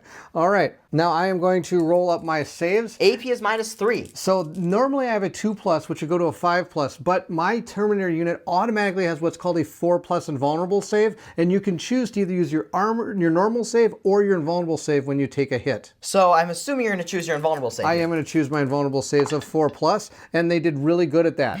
So I'll take 2 damage here, which is going to kill this person. Now, unit coherency means that if this was a group of 7 or more models, this one would be dead because I'm not within 2 inches of 2 other models in my unit, but I am within 2 inches of this unit, and since it's less than 7, I am going to be okay for unit coherency. Now, sadly, he still took damage, though. So this one is on 1 wound, and now it's going to be my turn to fight back. Before that happens, I get to pile in, so I'm going to pile in with this one, and this one moves up. Now, sadly, this one cannot fight because it is not in base contact with the enemy or another unit that is actually attacking. I get 6 attacks with my power fists, and they hit on 3s. Yes, so you do fail 2 of those. Yeah, that's and no good. sustained hits. Oh, no sustained hits this time. That's actually terrible. Now, I do have a strength of 8, but you have a toughness of 9, don't so you? on 5-ups. I'm still on 5-ups. This guy is brutal. Well, wow, look at all these ones. My guys You are got a command roll any of them? No, it's not even worth it. My guys are in 1 central. We're going to go into turn 5, and sadly, I am completely out of it. Now, I do have 3 OC on this objective, but you're, what huge giant monstrosity here. What's that OC? Psychophage, and Yeah. he has an OC of 3. So we're tied. So that means we get no points for that, correct? No, we do not get any points for that. Okay, so I get absolutely no points at all. And when I go into my thing. Now, of course, I think, did you get cleanse right now? Since I of your other did thing? get cleanse on my objective, so make that's sure to mention. fantastic. You're going to get how many victory points for that? I'm going to be getting 2 victory points for that, That's which isn't great. amazing, but you know what? 2 victory points. I would take 2 victory points Unfortunately, I did not get established locus because, well, I decided to charge you with that psychophage as opposed to That is trying true. to get... You decided to do rule of cool as opposed to rule of points. All right. I am going to get a command point back. I am going to get a second objective. And let's draw my secondary objective and see what we get. I have got defend stronghold. Let's see here. When your opponent's turn on the end of the battle, if you control 1 or more objective markers in your deployment zone. Well, I don't, and I don't think I'm going to. And I could do a command to get another one, but that's okay. Are you just going to try to kill the psychophage? I think it's just time to do a big fight here, and then that's going to be the end of the game. So I do get a challenger card, which means I could do harbored power, which allows me during my shooting phase or fight phase that until the end of the phase, weapons equipped by models in your units have the hazardous ability and your choice of lethal hits or sustained hits 1. So I could get, did that mean that I could get sustained hits 2 then with this unit? No, but you could get lethal hits and already have sustained hits librarian, so you get an automatically hit and get an extra hit on top of that. So basically just get a free hit. I think that's fantastic, and my guys are totally hazardous. I'm going to forfeit my shooting phase because there's nothing I can shoot because I'm already in close combat with this enemy. Now, if it was a monster, I could shoot, but I'm not going to be able to shoot it. That makes me sad. So we're going to go right to the fight phase, and sadly, this guy gets to fight first because I don't have fight first on my characters. Just so you know, the reason I get to go first is because it is Dad's turn, and the person whose turn it is not gets to select a unit to go first, and so I'm going to select my Psychophage to go first, and then Dad gets to go with his vicious, annoying Terminators. So let's see if the Psychophage can do it here. Now, your unit is officially below half strength, so I'm hitting you on 2s and wounding you on 2s. Oh, no. So 2 ups across the board. All 2s here, no lethal hits, because I decide not to do any lethal hits this time. And then on 2s, hopefully some 6s here. No 6s and 1 fail. Now you get a 4-up save against any of these. Did you use Armor Contempt? I forgot.